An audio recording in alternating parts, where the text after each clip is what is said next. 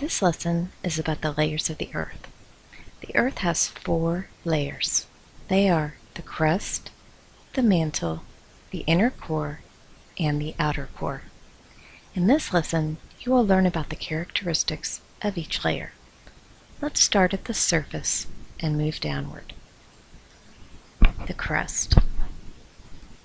The uppermost layer, the layer we walk around on, is called the crust. It is made up of solid rock. The crust is the thinnest layer. If the Earth were an apple, the crust would be the red skin of the apple.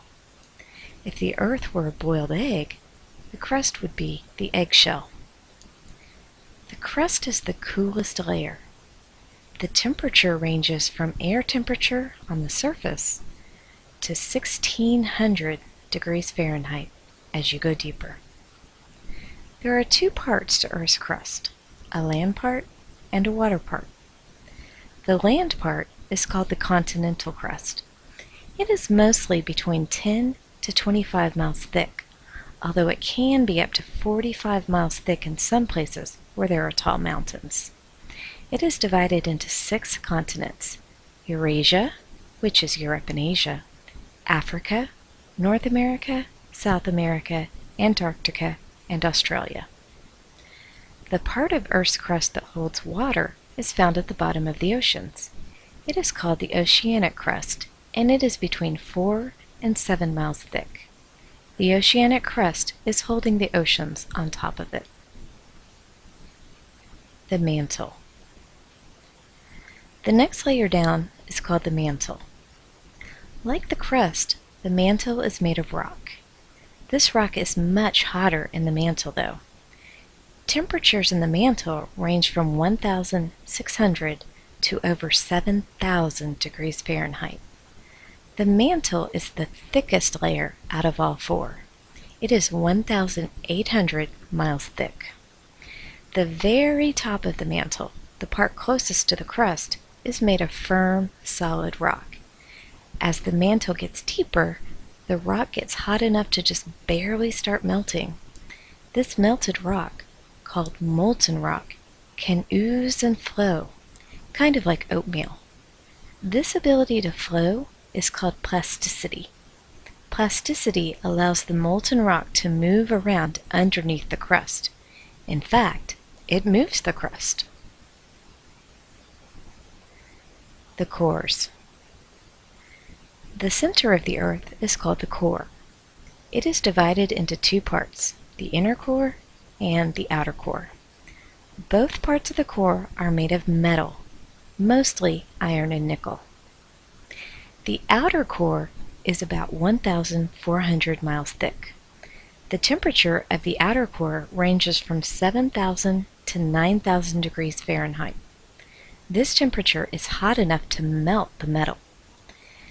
Because of this, the outer core is the only completely liquid layer. The inner core is about 800 miles thick. It is the hottest layer, about 10,000 degrees Fahrenheit.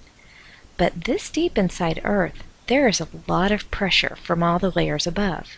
This pressure is so great that it squeezes the inner core into a solid ball of metal.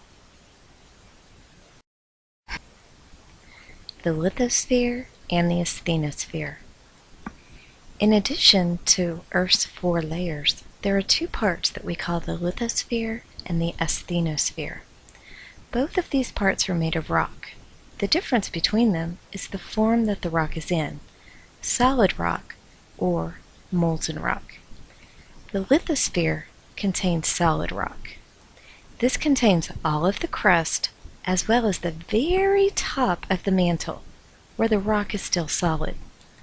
The lithosphere is not a continuous layer. It is broken up into huge chunks of rock called tectonic plates. The asthenosphere is just below the lithosphere. It is made of the part of the mantle that contains the slightly melted rock. Remember, this molten rock can ooze and flow. Because Earth's core is so hot, it radiates currents of heat upward toward the upper layers. These currents are called convection currents. Remember when we learned about convection currents during our heat energy unit? These convection currents of heat move up from the core and through the mantle. The currents cause the molten rock in the asthenosphere to move, ooze, and flow. So the asthenosphere, the molten rock, is always moving. The lithosphere, the solid rock, floats on top of the asthenosphere. It's like marshmallows floating on hot chocolate. The chunks of the lithosphere, called tectonic plates, are also moving around very slowly. But you don't feel it except during earthquakes and volcanic eruptions. We will learn more about tectonic plates later in our unit. You should have enough information now to complete your Earth Layers assignment. If you have any questions, please ask your teacher.